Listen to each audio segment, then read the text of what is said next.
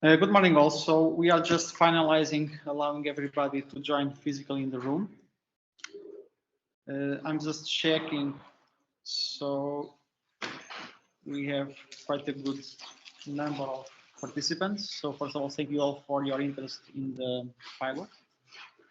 Allow us just 1 or 2 minutes. So we are just finalizing the setup of the room.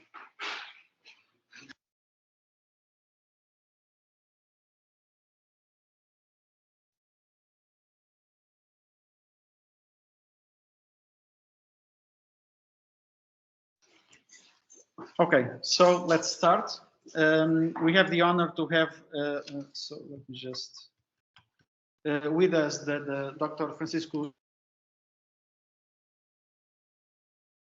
agenda, so to also say some hello words. So we start the meeting.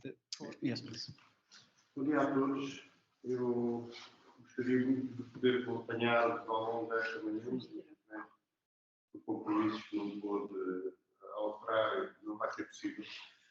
Tenho a certeza que esta irá ser uma reunião produtiva e que ao fim do dia teremos todos, com certeza, mais conhecedores daquilo que é o projeto da EDGENEERING que vai aqui apresentar, já conhecemos, já estamos a participar em alguns deles. É fundamental hoje que aprofundamos o uso das tecnologias na resposta genética que estamos a dar. Estamos a iniciar agora os primeiros passos, começar num projeto que nos é muito caro e que esperamos, não tendo ainda a expressão, já que gostaríamos de ter, obviamente que este é um processo evolutivo que está agora a arrancar, mas temos a certeza que cada vez mais a resposta que vamos dar ao nosso texto, também fora daquilo que é, digamos, o espaço hospitalar, será no futuro a resposta, será no futuro a solução mais fácil e mais eficiente. Como digo, gostaria de estar aqui, até porque sei que tem trabalhado particularmente no âmbito da cooperação entre países e entre regiões. Eu estou ligado desde há muitos anos ao trabalho da cooperação transfronteiriça, particularmente com a região da Extremadura e o Alentejo, em projetos no âmbito do Interreg. Foi de facto um período muito estimulante e muito enriquecedor, permitiu-nos ultrapassar muitos constrangimentos que por vezes acontecem, obviamente, dentro do país e que entre regiões é possível chegar lá e é possível ter ao nível da planificação do ordenamento e da concretização.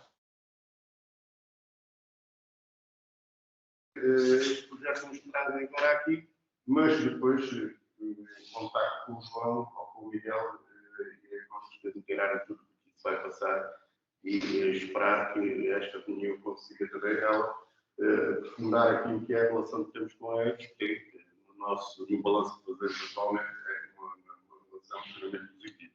Muito obrigado e bom trabalho. Muito obrigado. Então, com licença.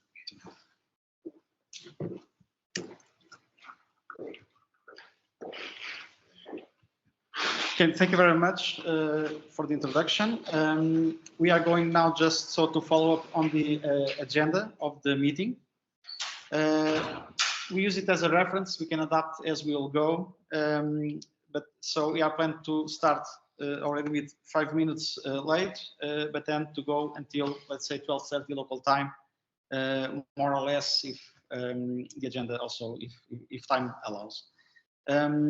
As a rules, I already explained. So in terms of, please mute your phone, preferably when making questions. Feel free to do them, put them by in the chat. People here, of course, you can just raise your hand and please intervene. This is a workshop pilot. It's to be interactive also with the audience. After the presentation, it was done in Portuguese because it was especially for the team here, which it's more fluent. In any case, we are going also to have some slides with the hospital. The slides will be in English, but the presentation also will be in Portuguese again for due to the fluidity of the message. After that, everything will go to English. We'll be introducing the project AIMES for those which still do not know of the project and also the partners. What are the main results of the project? And then we'll do 3 demos for you to see live action of what the technologies can allow. It will be a mix of things which we'll be explaining afterwards. After you see what is AIMES, what is also the demonstration, we will reserve some time for an open discussion. This is to be very, very interactive as well with you. And then for the closing, we'll also show you what we took as a result of the AIMES, also for our next steps. Please.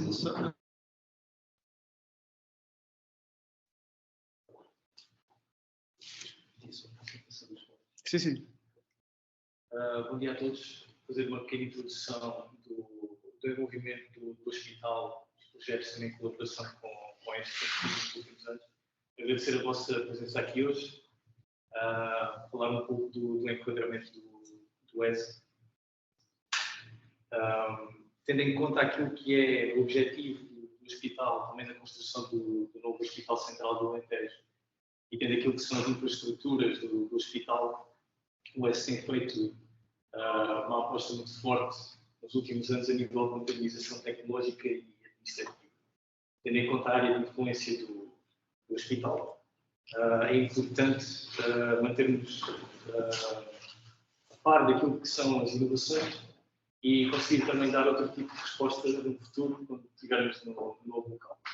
Sendo assim, o hospital tem estado envolvido com a colaboração e com a tecnologia também desenvolvida pela EDGENEERING em várias frentes, nomeadamente projetos de índole europeia, financiados pela Comissão Europeia, sendo os FINGS o foco a nível de cibersegurança, portanto, infraestruturas e informática, e o Valkyries mais recente a nível de resposta, de melhoria de comunicação entre partes em caso de acidentes e desastres naturais.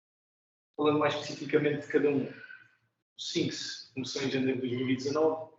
O objetivo principal, o use case, no qual o HESE também participou, seria a validação de um toolkit de segurança a quando de ataques cibernéticos, portanto, fortalecer aquilo que é o ambiente informático do hospital, tendo em conta também que os dados que o hospital preserva são bastante sensíveis, portanto, tudo aquilo que são dados de saúde é importante ter o máximo de cuidado e de segurança, portanto, o objetivo do projeto também passa por ter uma evolução daquilo que é a arquitetura informática do hospital, não construí-la de novo, mas melhorar aquilo que já temos, tendo em conta sempre o RGPD. Segurança para a melhoração de comunicações e a homogeneidade na comunicação daquilo que são respostas a desastres naturais. O use case em que o HESE está envolvido seria um desastre, imaginemos, um incêndio na fronteira com Espanha. O objetivo principal seria, além de conhecer todos os regulamentos e forma de trabalho de ambas as partes, Espanha e Portugal, conhecer também e melhorar a comunicação entre o edifício HESE, portanto, a equipe interna e a equipa que se desloca ao local. Portanto, ter informação basicamente em tempo real daquilo que se está a passar, para introduzir então depois a resposta mais eficaz, saber se o hospital tem capacidade de resposta por aí. Tudo isto em colaboração sempre com a EDGENEERING, também na hospitalização domiciliária, que vem um pouco também ao encontro daquilo que vai ser demonstrado a seguir, que é a capacidade de monitorização remota e resposta a situações de, por exemplo, alguma emergência.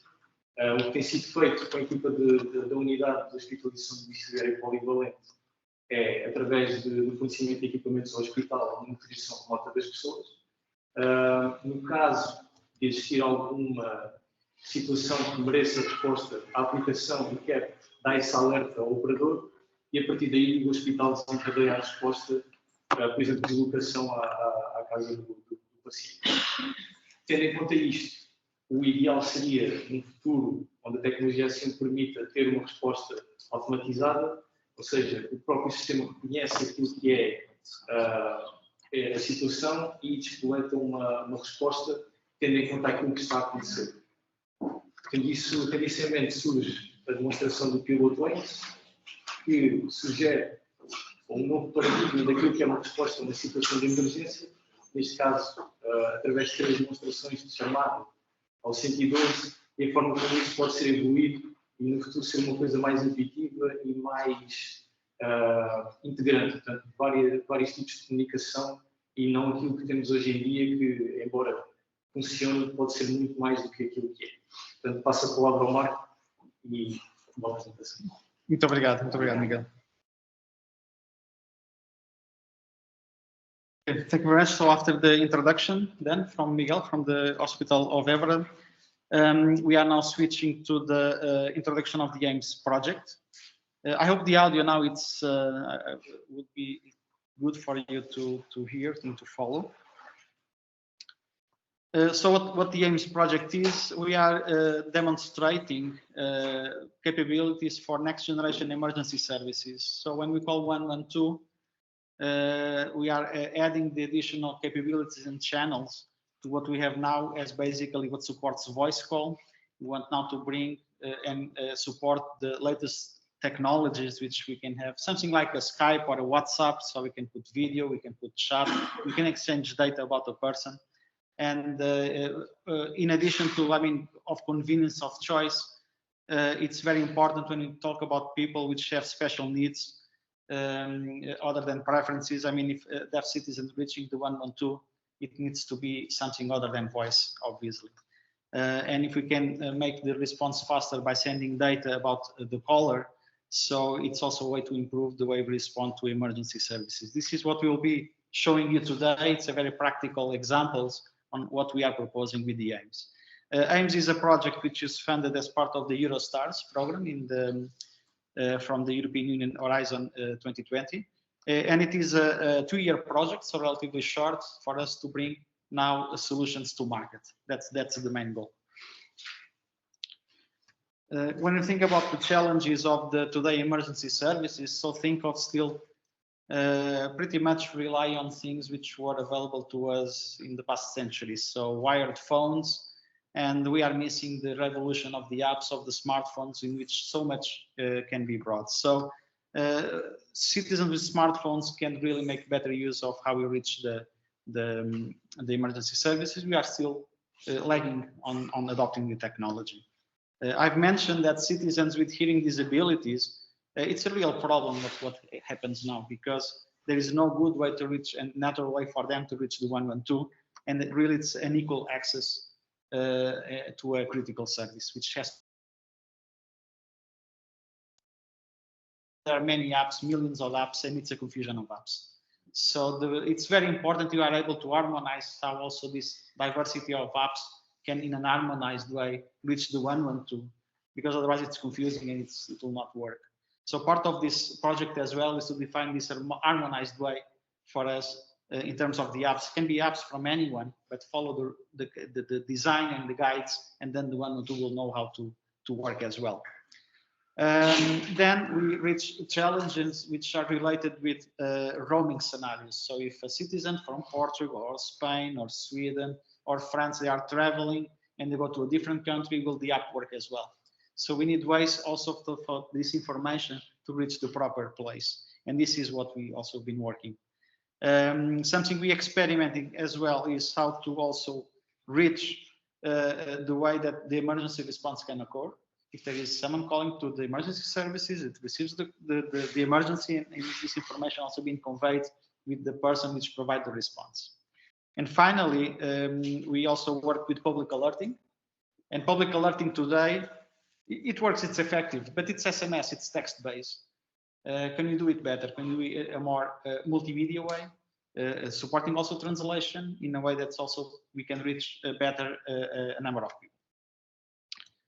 So AIMES Innovation Offer, it's about trying all these new capabilities, bringing them together to the service of a critical capability on the 112, in which we are experimenting and demonstrating technologies. So improvements, routing of voice, of video and text. So any option which the user wants to use to reach the services, public alert citizens, apps which are made for citizens, made also for responders, in order to make the emergency more efficient and effective. And we are also experimenting, so something in which we are now bringing a world which is more connected, more automated, a lot of smart devices around. Can we also explore smart devices, what we call Internet of Things, which can also provide good information if there are any incidents or things which need to be urgent to respond.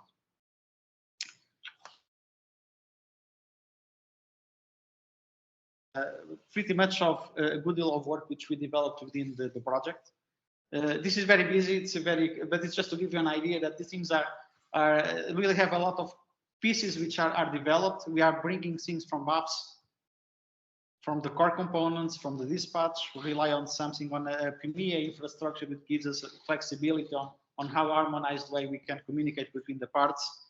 On the left side, so you see the citizens with devices, with wearables, apps, with video and so on, maps which then can be forwarded through the PEMEA network, which emergency services, and then on the other end, we have rich ways to see the citizens as well. So we need the people with calling center, which are able also to support video and all these new capabilities. And at the bottom part, so the responder, in which why not also to link to respondent who is doing the emergency rescue or intervention, also to be connected with these capabilities. So in a nutshell, this is the AIMES and the work we did around the 2 years. Now I would switch to Javi for the DevRel group. No, it will be Bertrand. Bertrand. Hello, Bertrand, can you hear us? Hello. Hello. Good morning. Hello, Bertrand. Yes. Are you hearing well? Loud and clear. Yeah. Hello, everybody. But first, thank you, the 112 emergency service from Évora region, since we are in their infrastructure today. So I will first present everywhere. I hope that you are listening well. Yeah. Bertrand, yes, perfectly. Okay. So thank you, Marco. So just a quick introduction. Évora is a French group created in 2003 with headquarters in Paris and subsidiaries in the UK, Spain, Canada, Senegal, and Argentina. Company employ 140 employees. And since the beginning, the group has invested a lot on the research and innovation, with first creating a laboratory and also putting a methodology that support today the growth of the development in terms of new projects. Some of them are just in the slides. This is done through a methodology called protein, in which we are putting our partners, customers, immerse in the for participating in the design and development of our product. Next slide, please. So our main role in the AIMES project has been to provide the partners with a great flexibility of PEMEA framework to create new services that serve the scope of the project.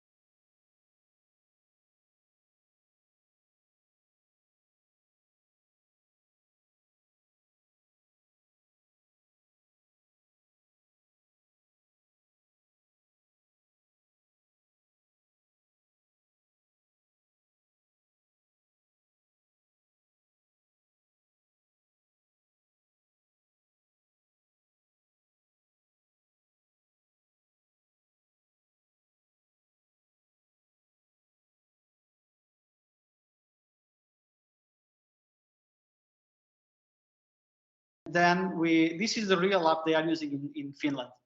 It's from the suppliers. So, and this app then was with collaboration agreement. So let's see how AIMES can put the public alert being sent. So what happens here is the other way around. So the Swedish government, the public alert, and then the citizen, so the Finnish citizen was able to receive in Sweden the public alert through the official app. So it's, I think, no better way to demonstrate the interoperability. Okay, then I think Swedish was, we want to a bit on the edge of the latest things. So we also want, let's try with automated things. This is something we want to replay here in this pilot as well, because it's very close to the needs that we have with the hospital. So in which we have, in this case is Annabella, she's diabetes type 1, needs to be followed, the condition, but sometimes, I mean, they forget, they don't look so much on the symptoms, they can faint, and this is a real issue. If someone with this condition faints and there is no immediate assistance, things can go really bad. So what was the case is that we have the devices connected to eCare.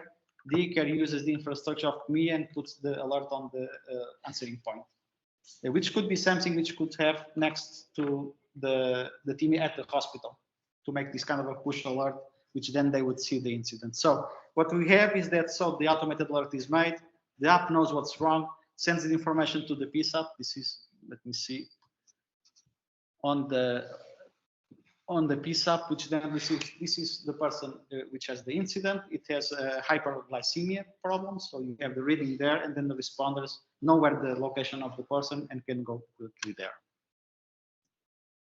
This is just the example. The app sends the information, appears on the screen.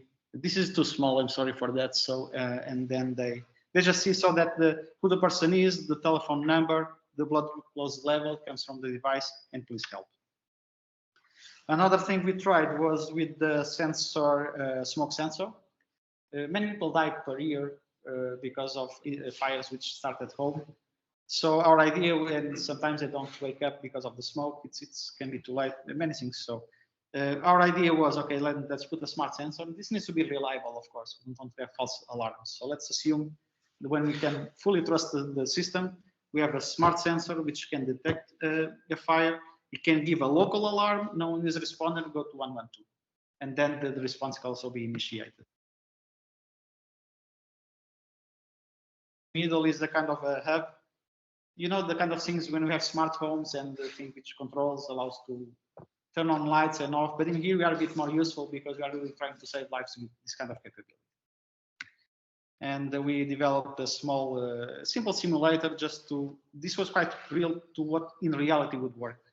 Because a simulator will produce data as a normal device would do. Is caught by, it's an app which is adapted for a kind of a hub which we can put at home, which then reaches the PSAP with the information on the emergency. And the information is also available to you in the web page of AIMES, so it's all recorded. Okay, so this was just an overview of the overall what we've done in the past. Now what we are planning to do here. We want to show you the things we've been developing now in a kind of as close to live as possible, because we'll be in one room. We thought about having even cars and so on, which will be very nice, but it would maybe complicate the setting. Maybe in Valkyries or something, but in here we'll be going more conservative. But we could have done it, so because the flows will be over the connected environment. We're also involving the practitioners, very important, also to have your feedback and impressions of the system. So what we'll be showing is basically we'll be showing the emergency apps for citizens. Two of the pilots will be using the AIMES app, which will then use either video, chat, or translation. There will be different settings. We'll be showing you the importance of roaming, because as we are putting things more digital, you will see that it's then changing the country might not, you cannot ensure that the data will go to the point where it should be received. Usually apps work on the national level. So you might be in Spain and the data goes to Portugal or any other country which is developing, and this is not good. So roaming requires that data goes to the proper place. GDPR is always there, of course, and there are concerns around this. Be aware in case of life-threatening situations, you already know the law allows information to be shared. But anyway, the citizen will control the data. So we'll be showing a kind of end-to-end situation in which we have the automated alert. Again, Annabella, the case in which it finds, and then we get the alert, reach the PSAP, and deploy to the response team, which has an app which can then see what's happening. Okay, Javi, can we then go to the pilot? Yeah. You want to Give the floor to Ivan, Okay. which is in Maryland. So I should stop, I think, sharing, or You should No. share and- Marco, you can manage the presentation. okay. So you tell me when to switch. That's good. Okay. Yes. So Ivan. Okay, thank you, Marco. Hello, everybody. We are attending to this session from the 112 Emergency Center in Extremadura. So thank you them for that. First demo is gonna, as Marco is saying, is a roaming case where a Portuguese citizen needs to connect the 112 emergency services while he's visiting Extremadura. He suffers an injury, so he needs to do that. So next slide, please. Okay. Jose lives in Évora. He is planning to travel to Extremadura to visit some of the beautiful places there are. So he has also the AIMES citizen application installed in his smartphone. It's already set up with his data, and this application allows him to connect to the emergency services using a video call, chat, and file exchange. So next slide, please. On his first stop in Mérida, he decides to know the place by walking around. Next slide. However, he suffers an accident. He falls and twists his ankle. It hurts a lot. It does look like a very bad injury. So he decides to contact to the emergency services. So to do that, he's using the AIMES citizen application. Next slide. The 112 operator in Extremadura is receiving Jose's request to communicate, joined with his position, his data, and the languages he is able to speak, and the channels available to speak with him. The 112 operator attends the call, invokes every channel available, and initiates the communication. As Jose doesn't speak Spanish well enough, he chooses to use the chat channel to speak with the operator. In this channel, he is able to use his native language, Portuguese, and the 112 operator is receiving these messages in Spanish. Due to the translation feature, it's enabled in this feature. It works both ways. So when the 112 operator is answering Jose, the 112 operator is writing in Spanish, but Jose is receiving the messages in Portuguese. So during the conversation, the 112 operator asks Jose also to send a photo of his injured ankle in order to make a better assessment of the injury. So next slide. Well, with all this information, the operator is able to quickly is able to to make a good assessment and define the assistance required. Tells Jose to wait for the assistance in the same place where he is making the call, and after closing the call, the operator transfer the emergency incident data to the EMS, to the emergency services, in order to manage the situation. An ambulance is dispatched, and the ambulance reaches Jose easily, as the position, the accurate positioning the AIMES citizen application is managing allows them to reach him quickly and without error. So that's all.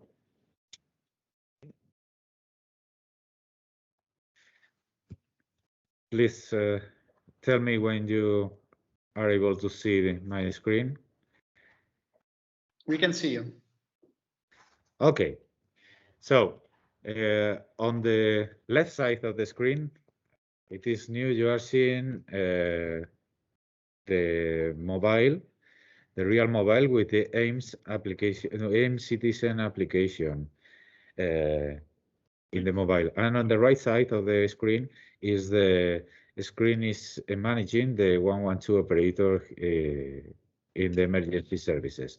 So right now we're going to make a call, and it's reaching.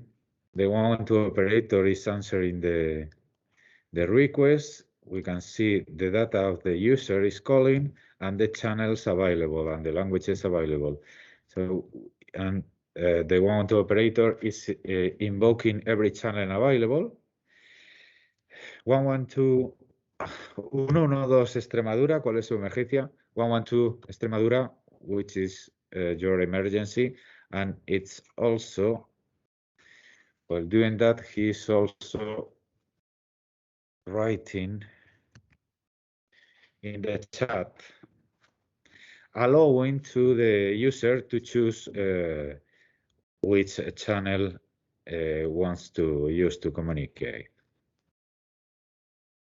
So as I told you before, Jose doesn't speak Spanish well enough, so he chooses to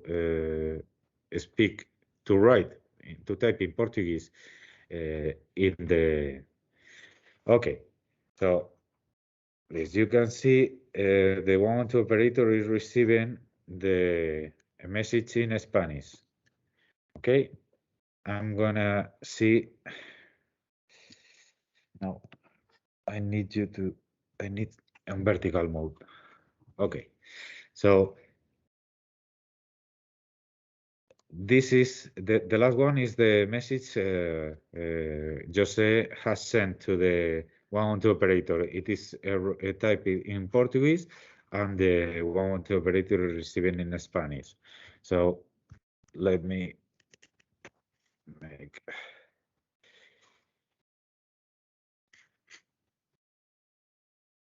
I'm sending him another message.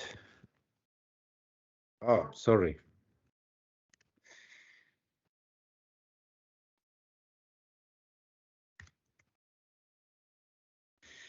I'm asking him to send image of the ankle to assess, to make a better assessment. And the image is sent. And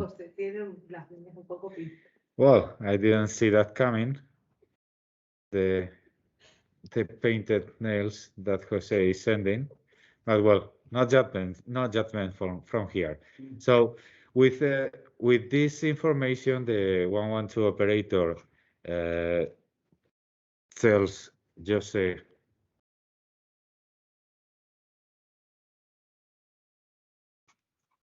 Ivan. Yes. Can you put the app in front of the test? Because we are seeing the test messages now. Thank you very much. No, not necessary to move it. It's because when you were sharing, we were not seeing the screen of the mobile before. Now we see it very well. Thank you. Okay. Let me.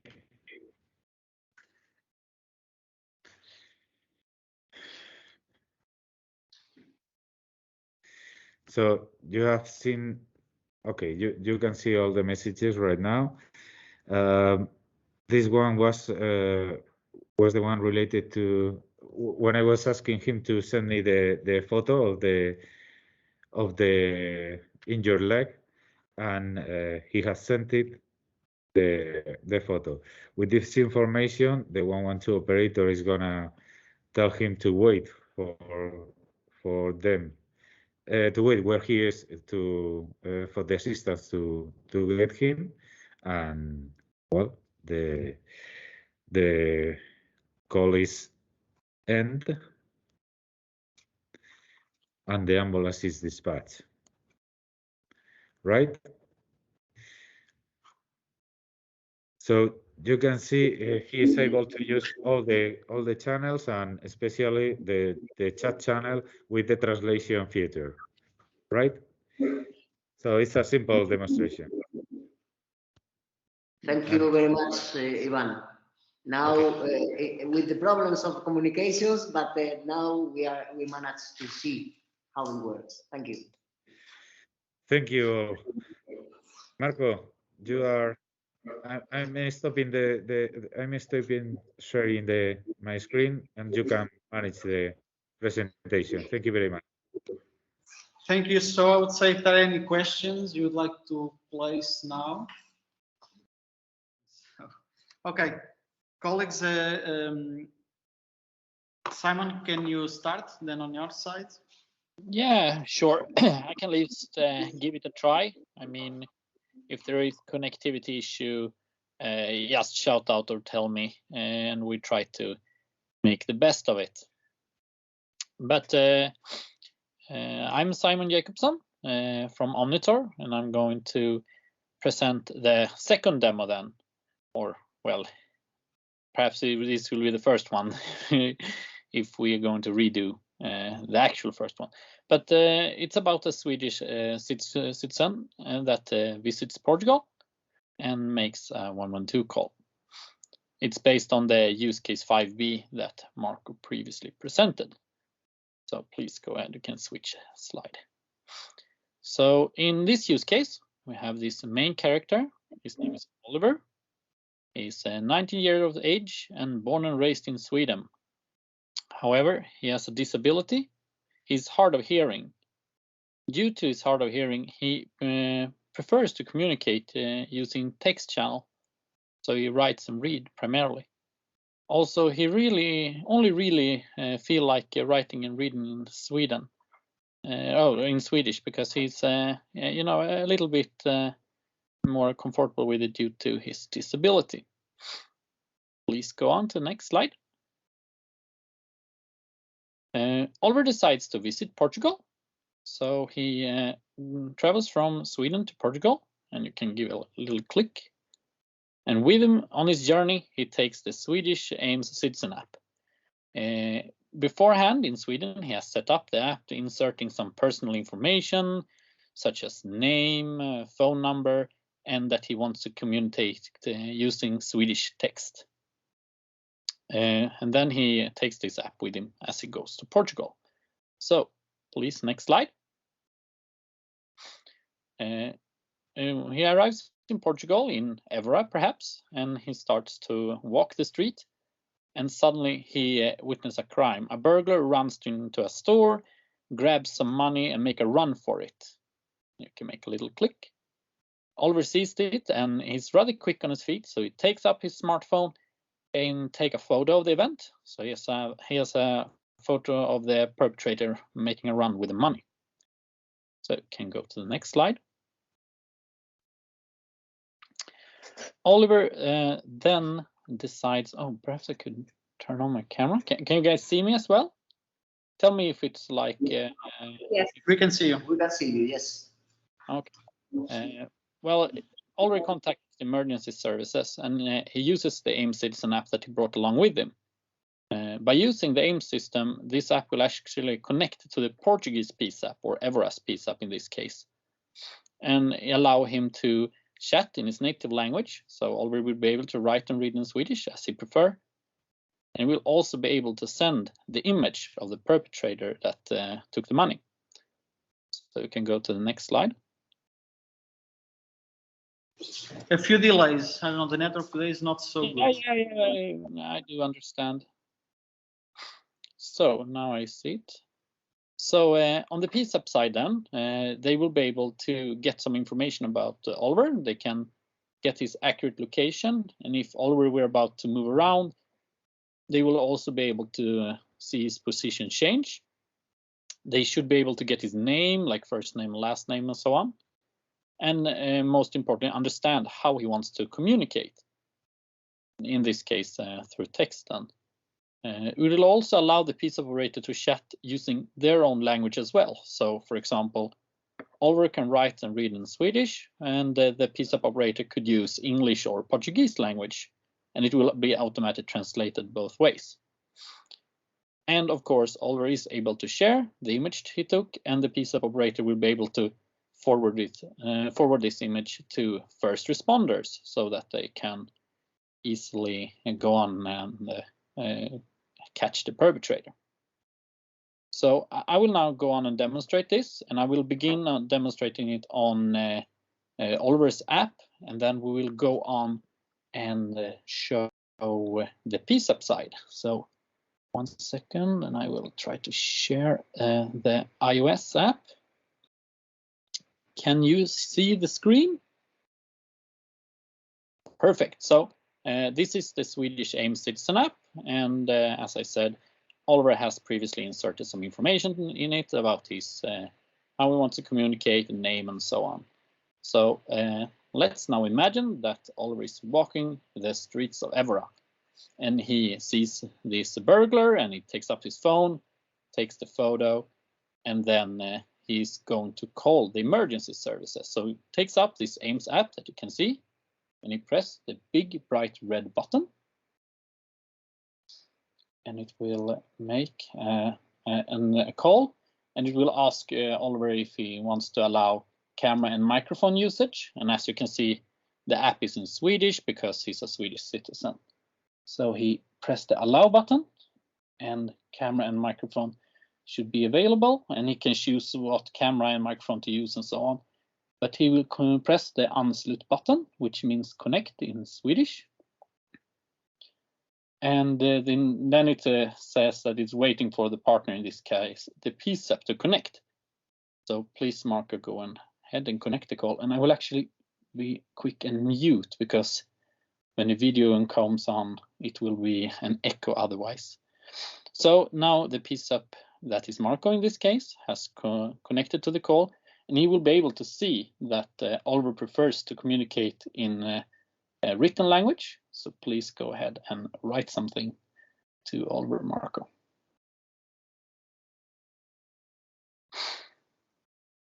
Oh, you saw there's a little notification on the chat window, and Oliver sees this. He presses it, and there's a lot of messages that is received. He has received the original message, written in English, that says, "Hello, what is the nature of your emergency?"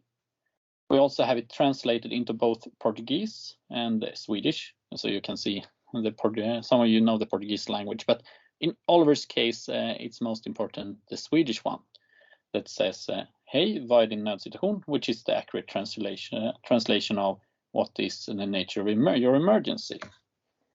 Oliver goes ahead and writes an answer.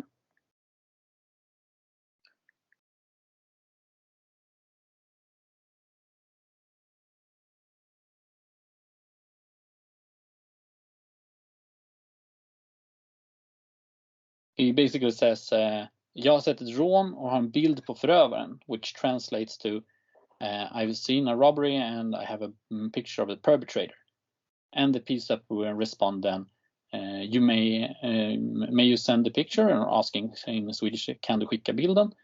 So Oliver is going to send the picture, but we're going to switch side to the PSAP side that Marco is sitting on, so you can see the rest of this demonstration from the PSAP side instead of the app side. So it will be a little more diversity. So please, Marco, go ahead and share your screen instead.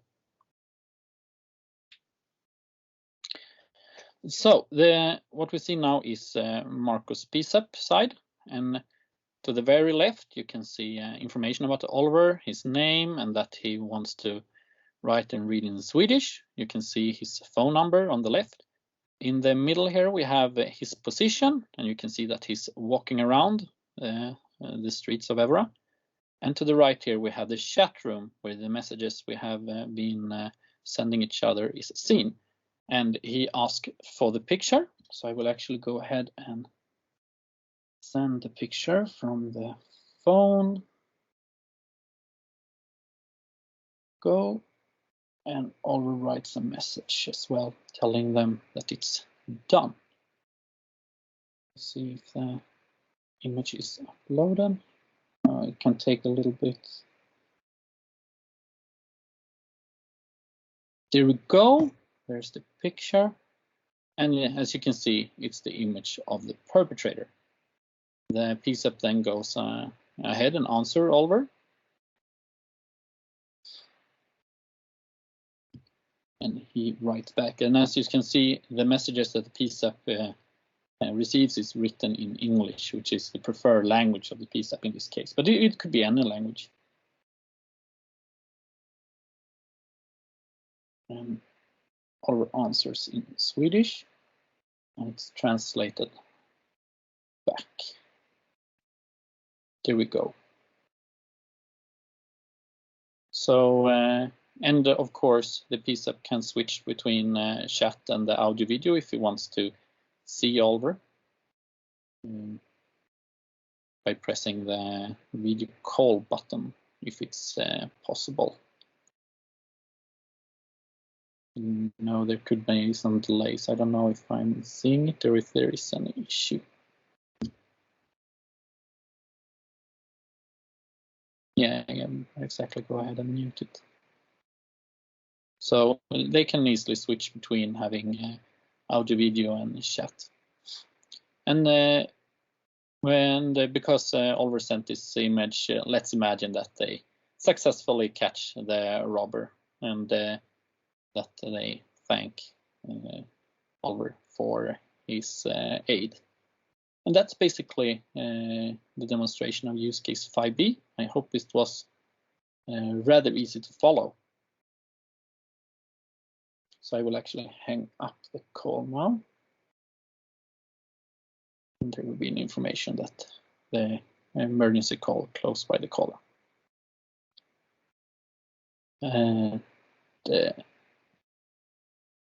So I guess we are going to take some, if there are any questions about this demonstration. Thank you, Simon. I think it was quite good. So we have a coffee break coming just to refresh a bit the rooms. So any questions that you'd like, we'll have a session for discussion and so on. But if there are any questions now, please, if you want to present. Yes, we got one. So in this case, Oliver had to choose Swedish for translation, right? It wasn't automatic. So when he registered in the application, he chose Swedish. It wasn't automatically assigned the language, right? You can select the language in the app. Exactly. So it's not chosen for you. So it doesn't choose the language I'm from. I can choose it. Yeah, you can just choose the language. The citizen has the possibility to indicate their preferences. And in this case, he indicated that he would prefer to chat in Swedish. And that is the information that the PSAP receives, so he knows exactly how to communicate with the victim that is calling. And then according to that setting, the translation is then automatically from Swedish to the PSAP. Exactly. The automated translation kicks in and they are able to chat, although the PSAP operator does not know any Swedish. Yes, and Oliver is able to choose not only what language he wants to communicate in, but also how, if he wants to use spoken language, written language, or even sign language. So the capabilities would be, for example, here I selected, if I would like to have Portuguese,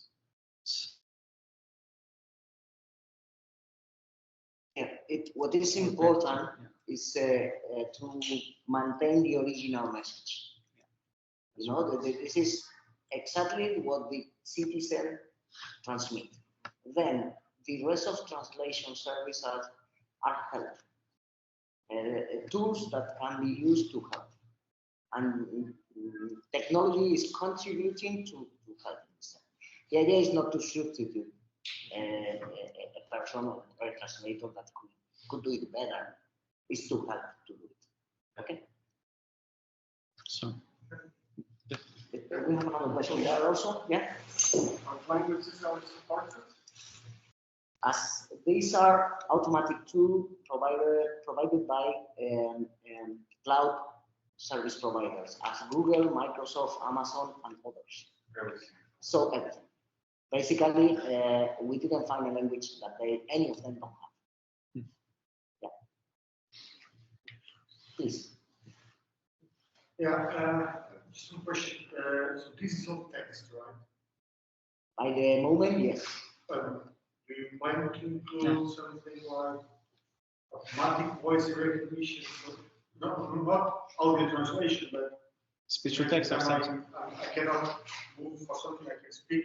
Yeah. And he Speech to translate text. to Yeah. Again, the idea of PEMEA, the European PEMEA network in general, and also the solutions that we are showing in the AIMES project, is to incorporate in a very easy way the technology that is available in internet.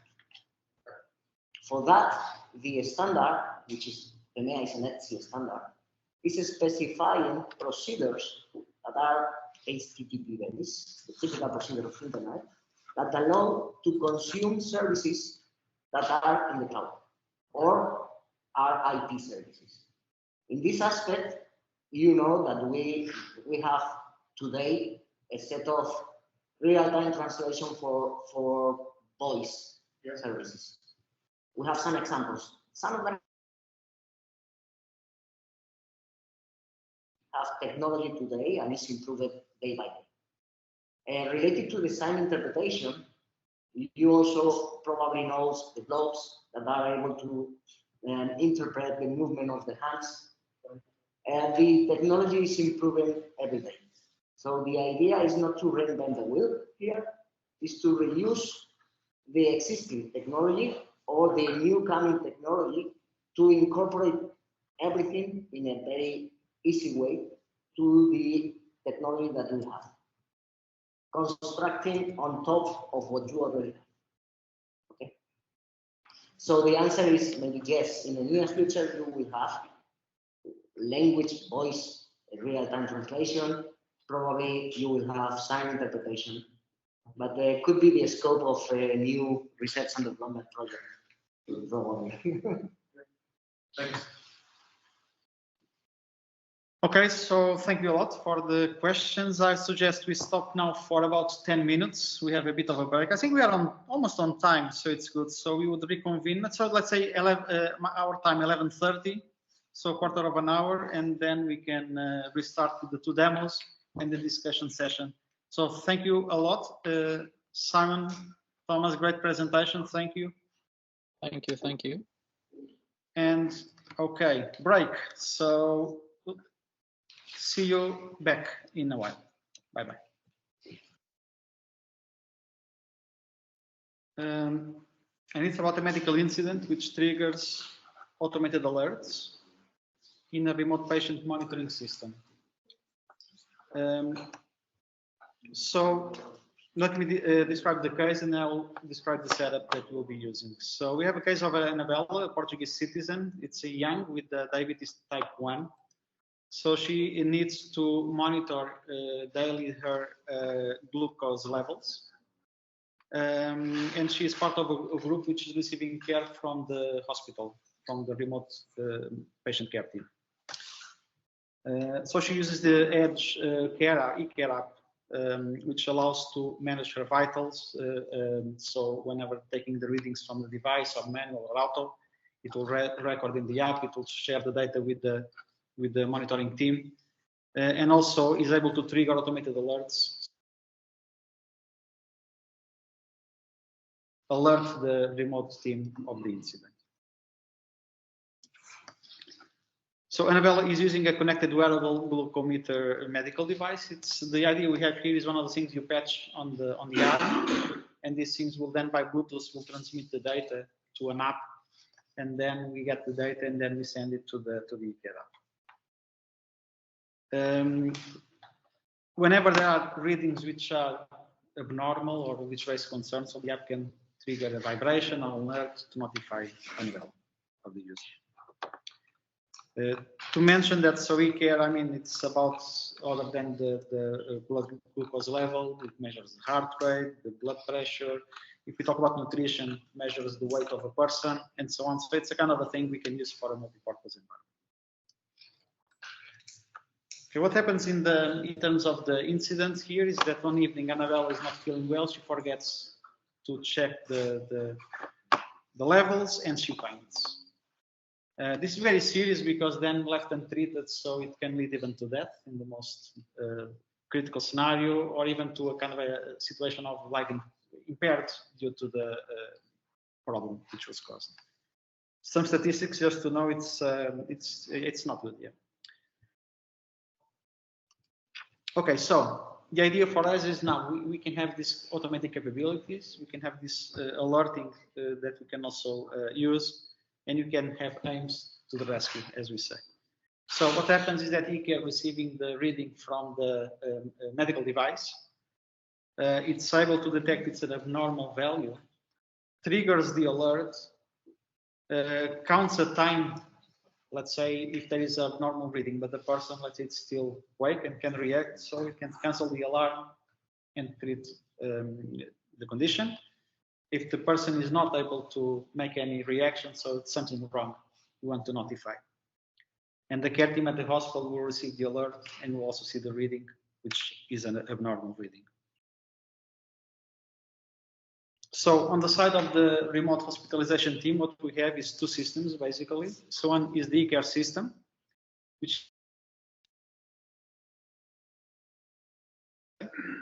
and through here they can clearly see so the list of patients. We are using colors to amplify, so to augment the status. Green would be okay, and we are showing kind of a red or pink to say there is something wrong here. In addition to the color, so we can clearly see, in this case was a high blood glucose level, which was being the issue. And we augment the color with red to make it very clear. We are now putting another new system. This is what we are putting through AIMES, which is the incident call system. So in addition to the dashboard, which the team can follow the patients, through this incident call system when there is an alert. So you've seen how it happens for an emergency call. This would be for a kind of a notification for the remote care team that there is something wrong. So in the same way, you can see here at the bottom part, it's a bit too small. We can show you then later on through the computers, but it will show the name of the person, language, you'll know the language, but in any case, it's there. And very important is when there is an alert, what is causing the alert? And in this case, we send the message with information of okay, high blood glucose levels. We put the reading, and the medical team, which is looking into the dashboard, understands the value. No, this is a critical situation. This is a total new feature, which is very fresh, very new, and so far working robustly. It's beautiful because so what we have is a PSAP system. So it would be an emergency. We are able to create an incident file. And then this incident file, which is made everywhere from the PSAP side, then is shared with the EDGE solution, which then gives me the information I need to react. So we go then to those providing medical rescue. And you have is also an app in your hand. You see, okay, where is the emergency? Where the team is. All the information which comes from the incident is then put into the hands of the responder. It's a bit small, but I would say that in the notes you can see that there is thank you for that. So the location of the victim, the notes where there is the reading. I'll then pass the information of the victim, and very important on top there is a button which says, "Hey, I can respond to this emergency." click it, and then it's assigned to this team. Once it's assigned, on the bottom part, you see a screen there. So you see the blue circle is where the team is, so you're on location, and on the other side, it's where the victim is. We put a distance to show, how far you are. In the near future, we'll put route calculations, maybe in traffic information if you go to Google, but it's possible. So far, we put a line, and as the team will be approaching, you also see how close you are to the incident. We were, so Miguel are going to put a vehicle. We could have done that, but it's maybe next, not now. It's already quite challenging. Okay, so what happens is then when the team goes to provide the rescue, they can also then open the app. They know what's happening. So it's a blood glucose level, go with insulin, you can do the treatment, and then through the app also we can close then the incident once it's met. So we have a management of the incidents which are being occurring. I wanted just to show you a lot of moving parts here. It's a very interesting system because it starts from medical devices. It goes through the eCare app, which is now augmented with the alerting feature. Goes through DigiRoom developed by our colleagues from Sweden, which give us the multimedia video capabilities, PEMEA infrastructure from everywhere, PSAP from everywhere, building up the case information, case incident. Also, we are putting the eCare, which allows for remote hospital monitoring, which is yet another system. It's also very interesting as the projects we are involved, because this kind of incident information it's not standardized, but it's in the process of. It's something which will become open, and that's a way for us also to share information, either multi-agency. So if it's 112 or if it is ambulances, they can share it, or even international. When we talk about cooperation with Spain, our neighbors, or someone else. Okay, so from the PSAP, we go back then to Edge eSafer information. We want to make this, since you are also visualizing. In here, we'll show you the vision of one responder, which has on the app visibility about the incident. And then it goes to 0.7, the safer responder app, which then it's something which is put in the ambulance or in the vehicle. So you have the location by GPS or GNSS, and then as you go, this is being updated. So these are the moving parts, and I think it's after 2 years of work. Let's see. Okay. Live demo. I need to understand also the parts which we'll be using. Now, what's the best way we do? I need to share my screen, and I need to share, let me see, and to show you, okay, let me show you first for everybody to understand. First, for the audience, the eCare app, which has been extended. Oh, it's totally not visible. No. Now it is. More or less, yes. Shows the map of the person. This is the citizen. This is the person which would have the incident. I'll then show you closer. So, but this is one app which will give to the patient. And this app, it has been extended to show the location. It's important for when we talk about emergencies, but it's also possible to incorporate medical information. It's very tricky. It's not sure.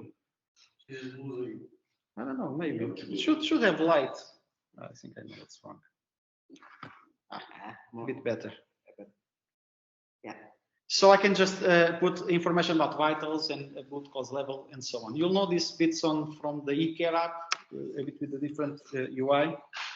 But this is the app which is with the patient. We will have also the eCare dashboard, which I'll show next, and we have also the thing to answer the calls in an alarmistic way, which is called the PSAP. And then on the other hand, what we have is a tablet. This is what stays with the responder. And for the responder, it's very important to have a map, location, and you'll see at some.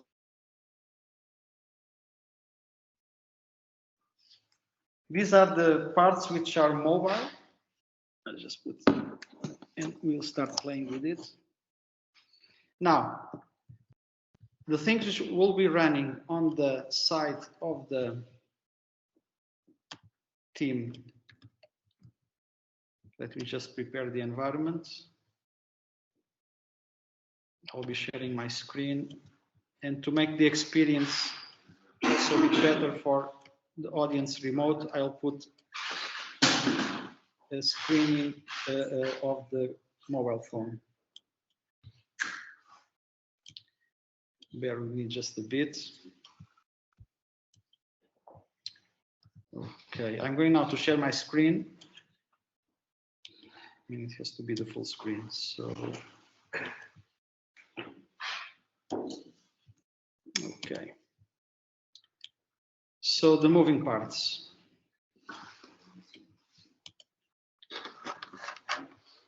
The app, I think you don't have any more. Ah, you have the video.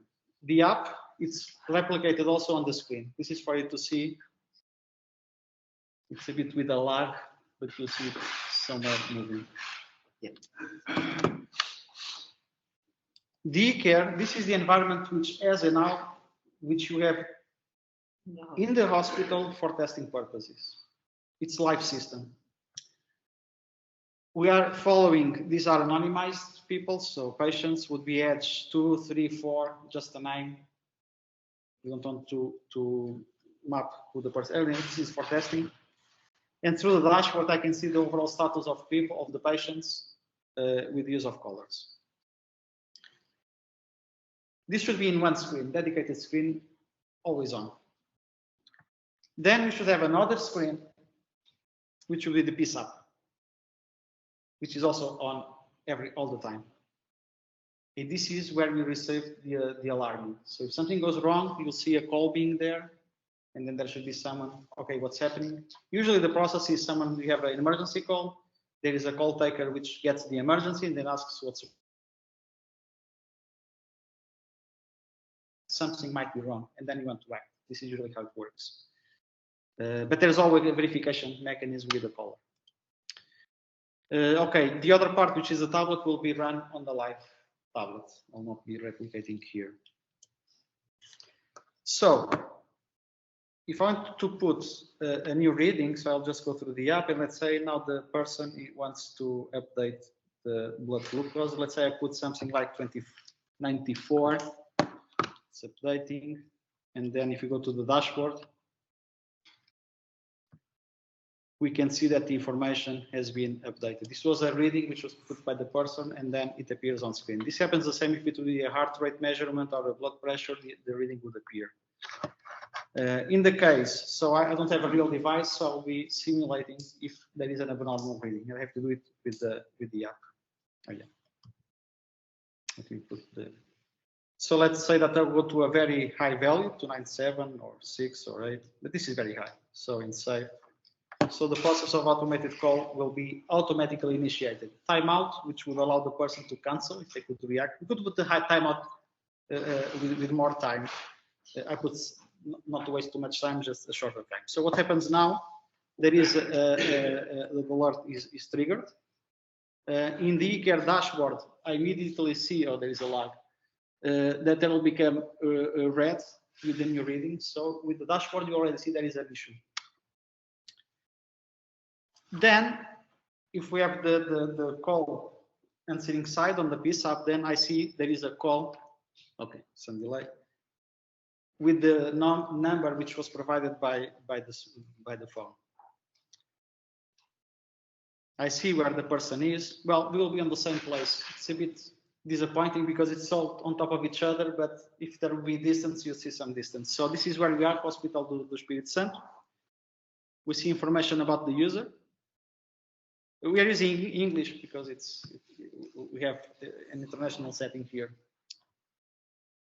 Very important, if I click on the IoT, this was a new capability added for this project. I can see, sorry, this is a very small text, but this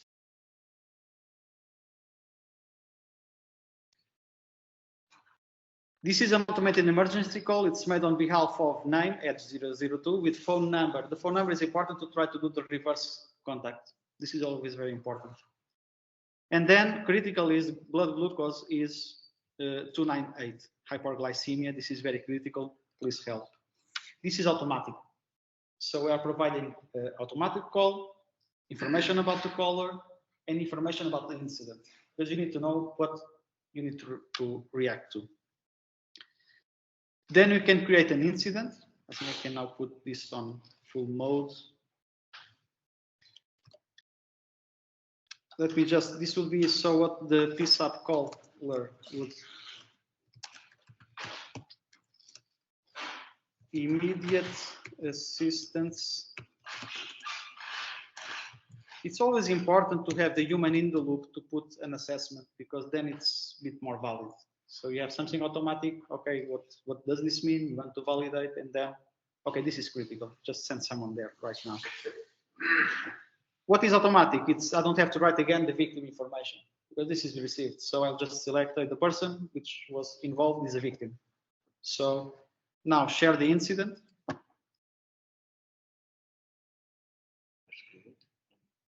First create. Now share the incident. And this is the element in which now through the system of everywhere, the PSAP, now it is shared to Edge paper. Now I have to put the camera and stop sharing, probably. We go to the list of cases. This is very small, so I'll show you later on. And what we have is something green which appears on top. This is the new list of old things. On green on top, it's the new, it's the active one. This is the one we want to see what's happening. So we select the green one, and then we see information about the incident, which I'll show you later on. This was what you could see in the slides. Location of the by the person or of the house, if this would be a date and time.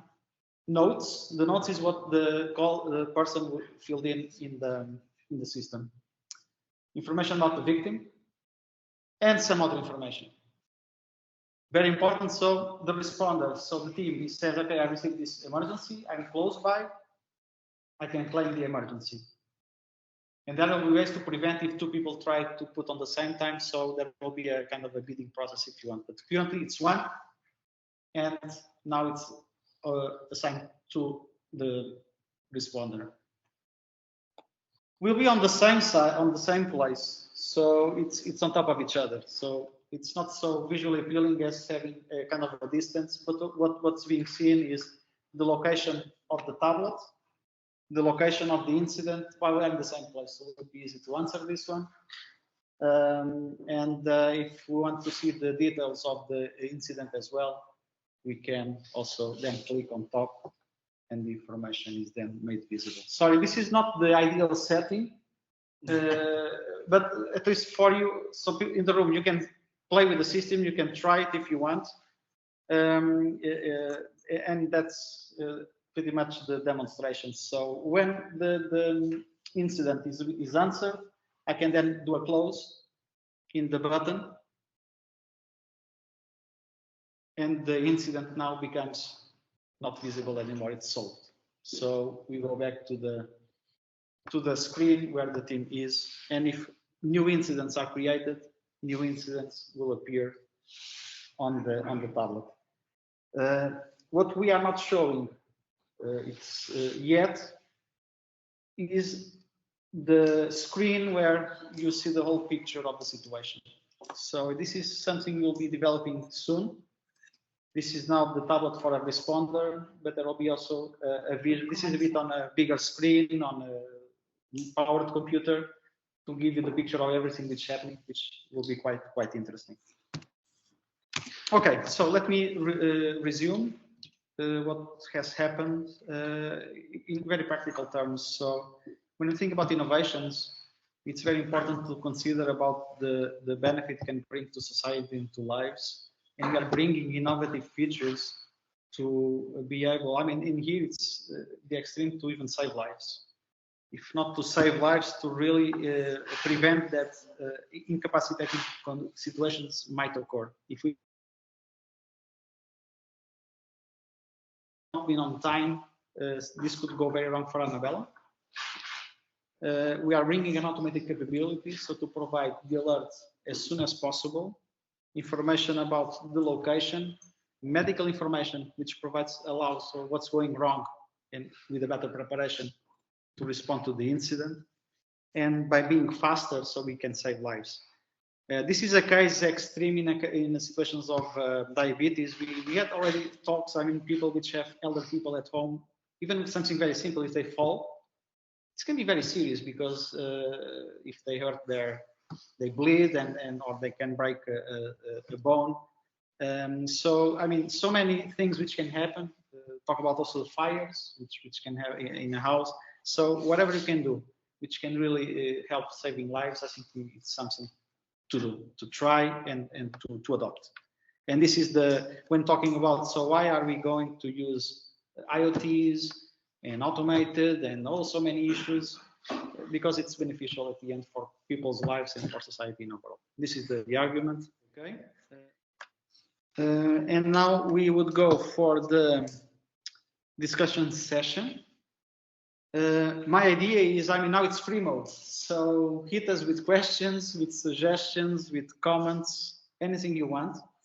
For us to manage, we can manage very well here on the room because we are with everybody here. Remotely, if you want to intervene, just raise your hand. Javi will be just managing, and then just to avoid that many people are trying to speak, which is confusing.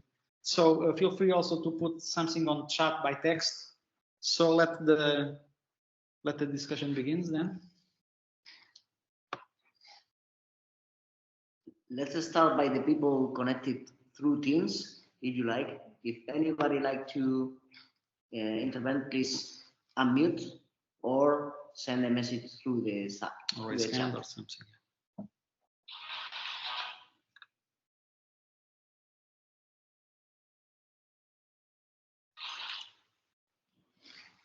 Yeah, please, Evangelos, you raise the hand.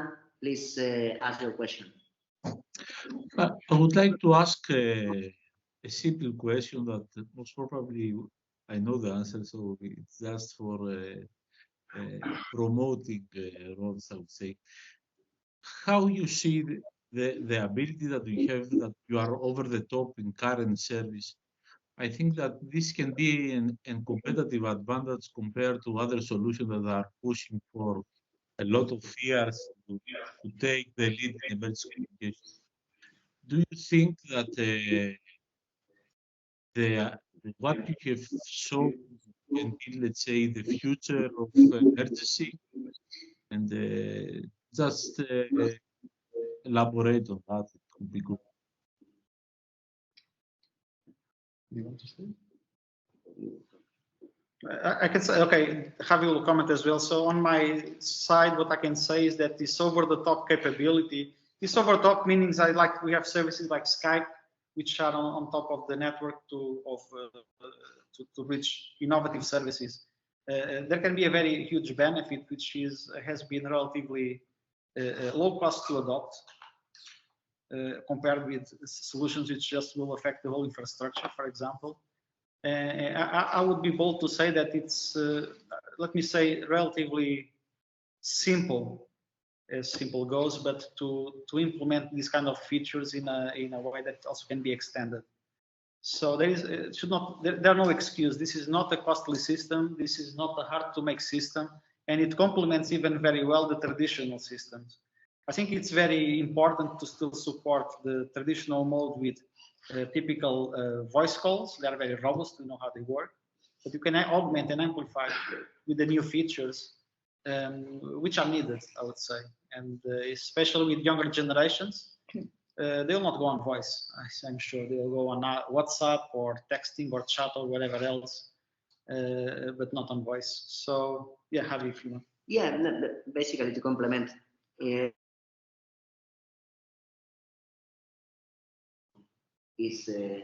Or are these kind of multimedia channels?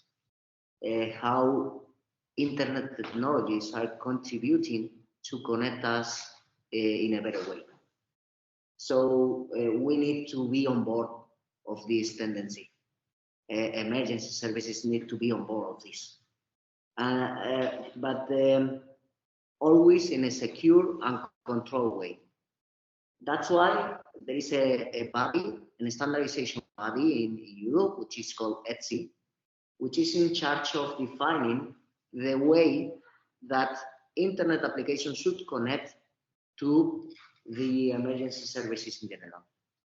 This standard is called PEMEA, which is the basic communication framework to allow these wonderful apps to give service to the society.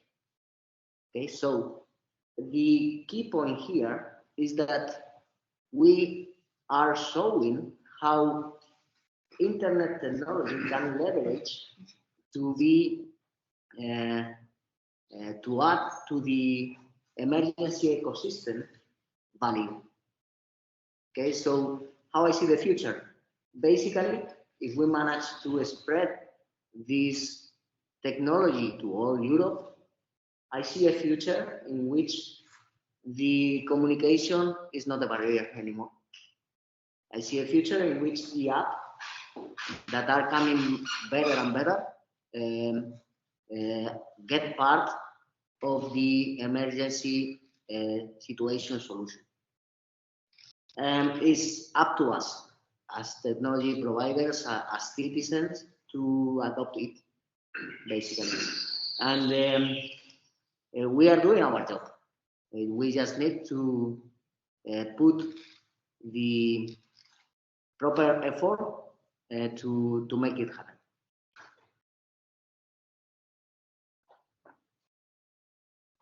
Thank you, Evangelos. I hope Thank you. Thank you. Yeah.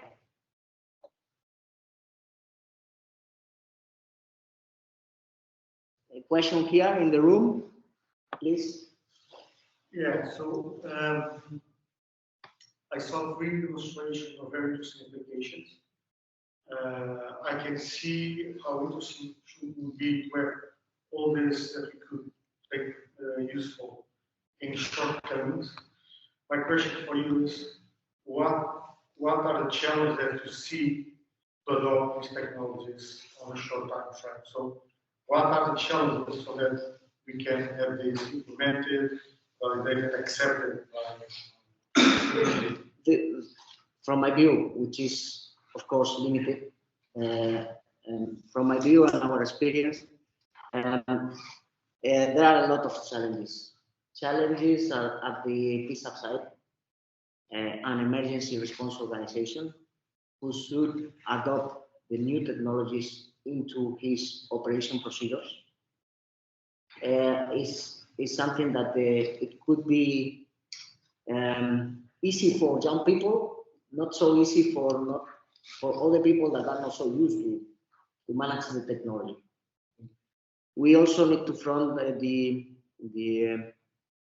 challenges related to security and privacy data protection, which there are many discussions in Europe around how we can protect the information, how we can will be able to manage it into the emergency organizations, how to protect that this is not going to the wrong hands. So many challenges are there. We are solving them, but they are still there, and we need to front them. And also among the population, there are barriers. So we have seen that the emergency situation as this pandemic make us to front them, and we get used to use this kind of technology. We have seen with the grandson or daughter, we have seen a lot of people joining efforts and getting in touch through applications. So although the mass and the general public is a concern, I think step by step they will adopt also this kind of technologies. So at the end, we have challenges in all the value chains, in all the chain, basically. But the good thing of this technology is that we always build on top of them. So you have a base of technology, people adopt it. Then you have improvements, people don't know how to use it. Then they learn, and you again build on top of it, and you are continuously improving. So this kind of projects, European projects like AIMES, are teaching us about how to have new technology, involving all the stakeholders. We have people here of the medical services. We have also PSAP 112 operators. We have technology providers. We have citizens of many countries. This is an example, a demonstration of that it's technically viable to do it. Now, the challenges are the penetration of this, the adoption of these technologies, step by step. Thank you. Any other question? Yeah. Yes, please. Following the last question about the last demo, do you think that because it requires constant monitoring, so you have to be connected all the time, do you think that would be people would be willing to accept that? Do you think, or do you predict that would be what are your perspectives on that? So if it is a remote patient monitoring, I would assume that the protocols existing, so a person would accept the benefits of being monitored. This is a perhaps. Sorry, the question was whether people will accept being monitored all the time up to this level. So I'm saying that in a hospital setting environment, I would assume that patients would be willing to have the benefit of the service if it is good for their well-being in overall. If people, so in this case, it's very special because they need to be monitored, so they would accept. I would assume. I would say that it's also important is in a normal setting. Now, nothing so requiring constant monitoring. It can be an issue for people to trust whether they would be monitored all the time. I think it's important for our side, so is to ensure that the person is in control of the data. I wonder is at the point in which we have a life-threatening situation, we must act, right? So usually and as the law goes in Portugal, in Spain, maybe I think all of Europe, you need to make all the necessary actions to save lives. So at the end, the judgment is whether we are doing a good use of the system, if the data is used when it's critical to be available. For a normal citizen in a hospital setting, I think that's a person can go at home in good conditions of the home and still be willing to be monitored. I think it will be well accepted. As a note, yeah, it requires communication. So on one of the things about this system is you need to have internet. So, and the internet is still not globally adopted. That's also a barrier when we talk about the conditions to adopt. Well, we can always rely on a good old phone, even it's possible to do some logistics. What I would say is that we have the new capabilities to also use them and exploit them. I hope it's. We have also a question through the chat coming from Stilianos Klados. Sorry if I didn't pronounce it well. Of the messages, we have seen in the second pilot that the app received several languages in the translation. Then is asking if is not kind of confusing these messages in several languages. You are right. The app that we have shown is basically a demo to show the viability of the translation. Typically, the app is managed and is set up with a language. If I am Spanish, I put the app in Spanish. If I am Swedish, I put the app in Swedish. The translation that I receive typically goes and is done to my language. Here in this demo, we like to show the power of the technology, and we have put there several translations. This is not the real way to proceed. The citizen will receive translation just in his language. The app, in addition, typically have the capability to maintain also the original language.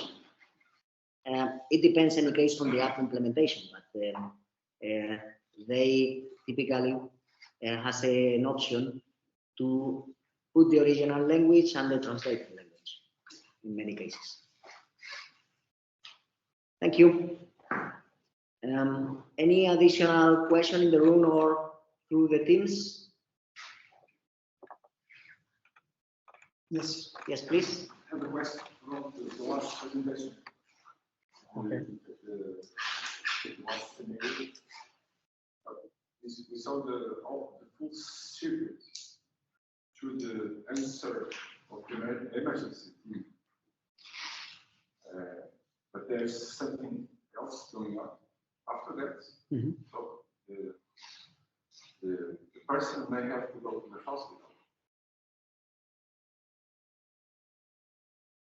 The integration team, can the hospital, the emergency hospital, see what has been done? Okay. While en route, let's say, and transport. Or... Yeah, No, actually, the person responds to the emergency. The team. Imagine there's something, the person goes to the hospital, they call to the hospital, they are going there. Yeah, yeah. So there's some kind of prevention team.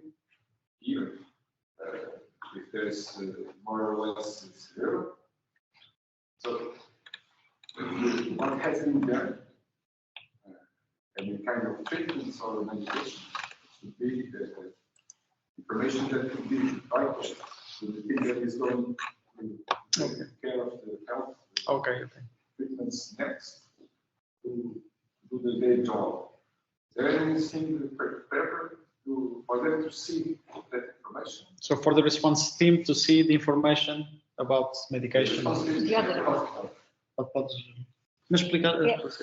Yes, one of the things that we are going to try to do, and we are already involved in a new project that will explore that, is possibility when the e-safer is on and the paramedics are accompanying the person that is in distress, they are able to provide a treatment, and then they decide that they have to take the person back to the hospital. When they enter the information of how they treated the patient on site, this information will automatically be given to the eCare system within the hospital. And automatically the team that is on call will have information about this new incoming patient and all the, not only what created the incident that drove it to go to the hospital, but also which type of treatment he has been provided by the paramedics that assisted him at home. So this is one of the key issues. And even if during the traveling into the hospital, the situation worsens, then there is an automatic capture of the new data and the possibility to send this information also to the hospital, so that when the patient arrives at the hospital, they have up-to-date information on the condition of the patient. It's AIMES to. Yeah. AIMES to.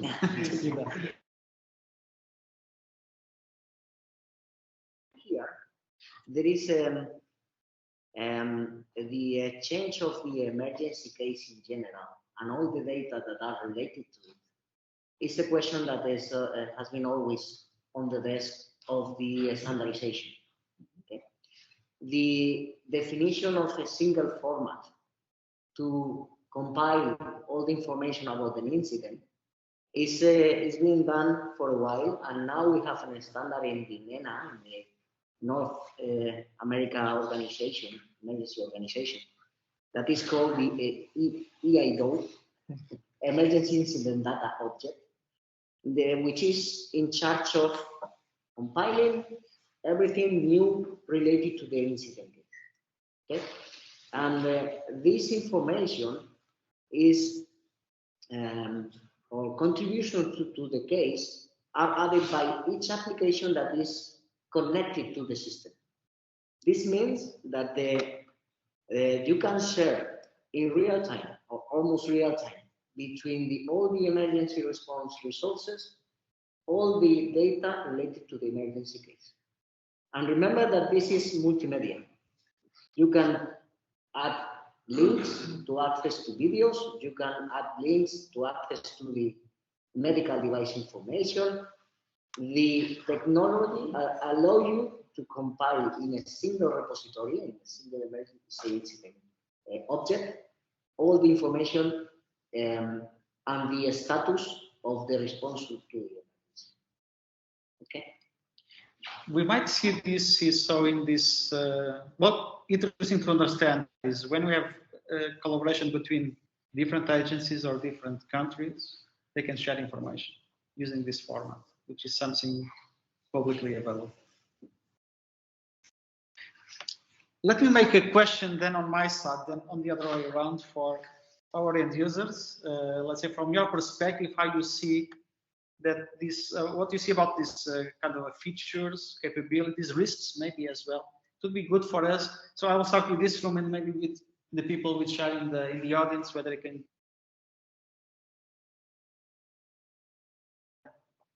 How can you give us some feedback on what's been done?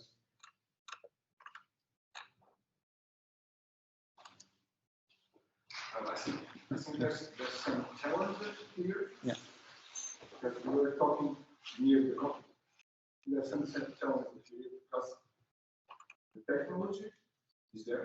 You can see it's working. Maybe some issues that need to be fixed or adapted to some kind of situation that are not seen or didn't show up yet. That's a very reality. But there's the other end that is very important. It's how to put this technology on the process that already exists, on the teams and institutions that do this manage the response teams, and how they integrate with the other systems, and the mechanisms, and all the standards that they already have to ensure that they do a good or the great job or best job they can. Because this is something else, something new.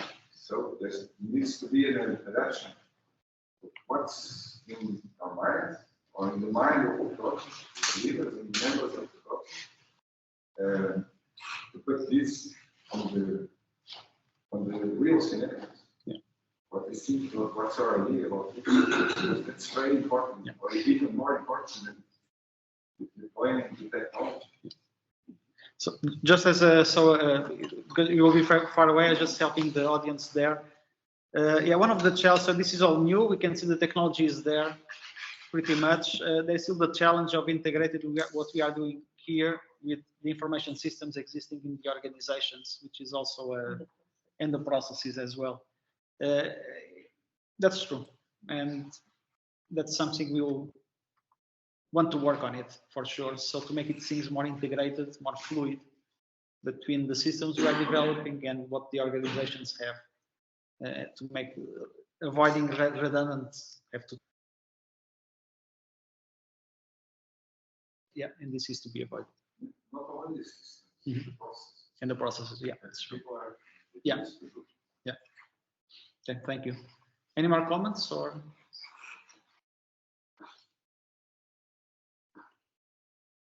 I would say something on top of what was said, which was about interoperability, and I would like to just make a comment on scalability.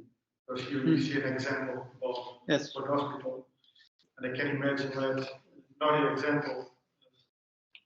Let's imagine that the person that get the episode who start coming to the hospital, but then hospital for some reason gets all this capability full and cannot reply more to that situation. Scalability of this system to manage multiple sites could be an interesting integration feature, because in the national system, response must be integrated, especially as we see in COVID situation. So it's just a comment. It's not a remark or it's nothing. I think you're doing a great job. I think something that we should consider for future. Thank you, Pedro. The comment on scalability of the system so that it can also serve perhaps at the national level and multi-agency to be able to cope with things which are big, high demand. Okay, anyone else or from the audience? Nobody else? Very quiet. From the audience by now?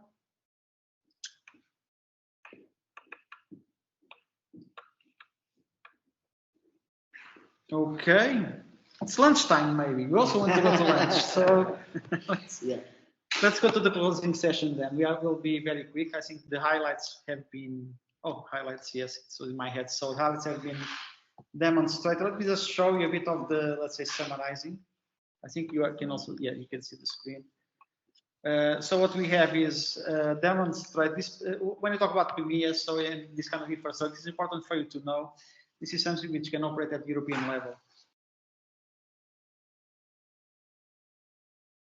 In context, more and more connected with, even with COVID, I mean, we still travel, we still have freedom of movement, and we want Europe and European citizens as well to enjoy Europe in overall. We cannot think about a closed environment, closed border, and say we have services in Portugal which are just for Portuguese people, or in Spain or in France, or this is European context. And PEMEA gives us the European context, which is always very important to consider. We also showed about the public alerting in a very rich ways, so which can be translated, multimedia and so on. We can be also in roaming scenarios to work quite nicely. When I talk about superior accessibility, for me this is about having capabilities for citizens, which allows them to communicate in the way they can and they want. Keywords are a system which is universal, democratic, equal, and inclusive. The example is if I have a deaf citizen which wants to reach the 112, they should be able to do it in the same way as a normal citizen. No pre-registration, no strange links, be able to do it. If someone, by some reason, does not want to communicate in voice, and I can give you an example. I mean, when we analyze the number of use cases, let's say we are in a dangerous situation. This, typically now, it has been more and more talked about domestic violence, or a terrorist attack, if you want, or with someone with an armed gun. You don't want to go to voice because it makes sounds, so you might want to text in a hidden position. So you want to contact 112, give information, but do not make noise or sound. And this is the way we see it. So on these capabilities we are mentioning. So we are also in addition, so having with systems which are linking at home with home care platforms, remote hospitalization, and then the ability to provide automated mechanisms which can save lives, as we've seen.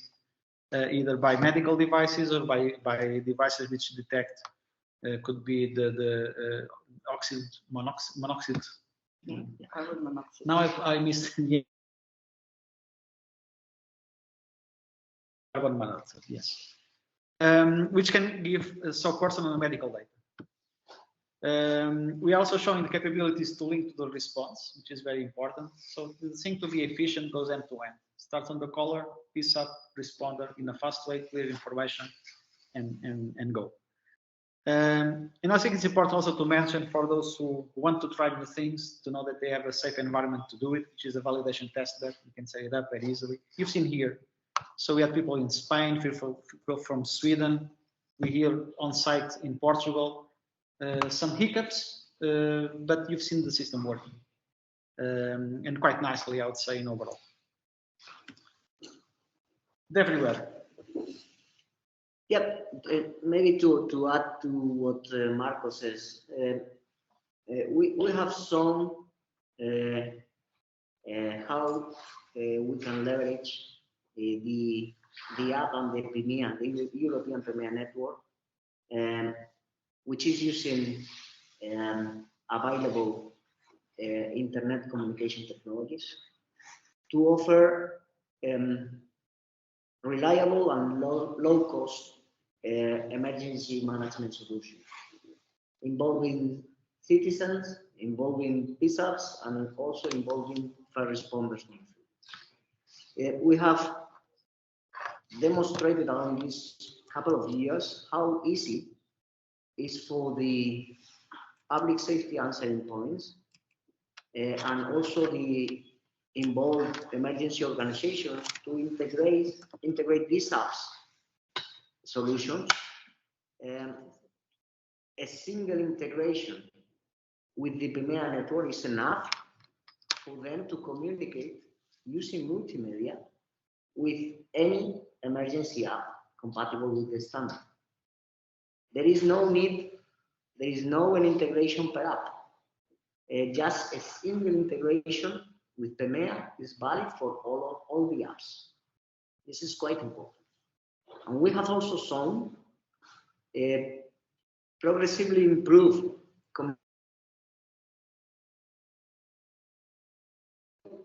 pilot chains, but also integration of new IoT devices, which might be wearables or not, which might be very specific medical devices or largely used wearable measuring the heartbeat. Okay, all of them quite easy to be used by the call takers. So in summary, my comment on this is that with a very fast, low-cost, and simple integration, adapting user interfaces and consuming some APIs, the app can adapt their technology to front and to manage these new multimedia communication channels. Maybe that's it. Thank you. Colleagues from Omnitor, Thomas, I think, if you can. Yes, thank you. I will speak briefly on Omnitor's contributions to this project. Throughout the project, Omnitor has contributed with technical expertise and developed several apps and the middleware that links everything to PEMEA. First, we created the AIMES demo app to demonstrate the technical possibilities to the project at an early stage. Then we created the AIMES Citizen app for both Android and iOS, which aims to create a fully fledged, easy to use app that citizens can use. Through the app, people can quickly get in touch with emergency services and send and receive information in a simple way. The app also allows citizens to receive public alerts seamlessly and enter information on how they want to communicate. For example, this could be a deaf person requesting to communicate only through text or requesting a sign interpreter, as you previously mentioned. In parallel with the apps, the middleware was designed to manage all the data between the apps and the PEMEA infrastructure.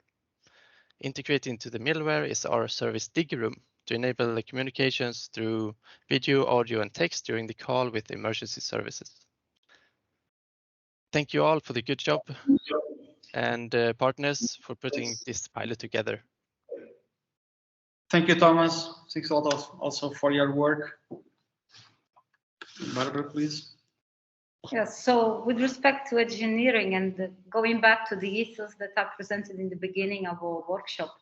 So basically what we developed throughout the AIMES project, and this is basically what you are going to be also providing through our offer to our customers, is the fact that we have been involved specifically in the introduction of IoT technology within the emergency systems, within the response to specific emergencies, namely in the medical area, and also our mobile applications that are involved in providing emergency response.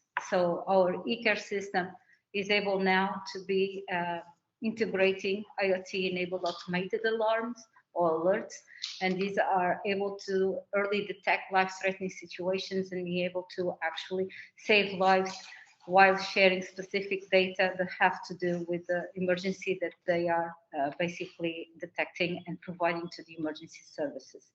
And on the other hand, we have been developing this Évora app for first responders, allowing this end-to-end communication and information flow between all parts that are involved in emergency response, allowing them to have more improved awareness of the emergency and be able to basically have adapted resources on when to properly respond to specific incidents. So I would say that in general terms, AIMES has been able to provide us with leverage in our products and more competitive.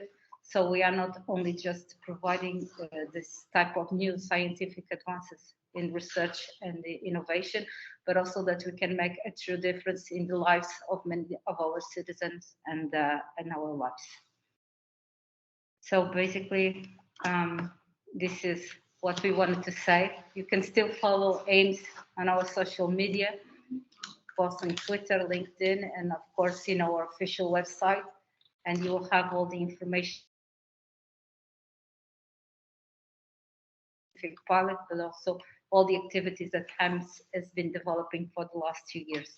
So I would like just to thank everyone involved here in the making of this specific pilot, specifically as the hospital that has so graciously welcomed us and allowed us to perform this pilot here, involving their own systems and being present here. And also all of you that took the time to assist and to participate in this workshop and in these demonstrations. And we are looking forward to continue working with you, collaborating probably in an AIMES to see how the future of emergency services in Europe is going to turn out. So thank you so much. Right, so the pilot is closed. Thank you also from my side for all the help assistance. And now we have a very nice lunch. So for those not here, I'm gonna tell you I'm missing a really good lunch. Évora is the best place to be when it's to have lunch or dinner and so on. Well, Thank you, everybody. thank you, everybody. Bye-bye. Bye, thank you. Thank you.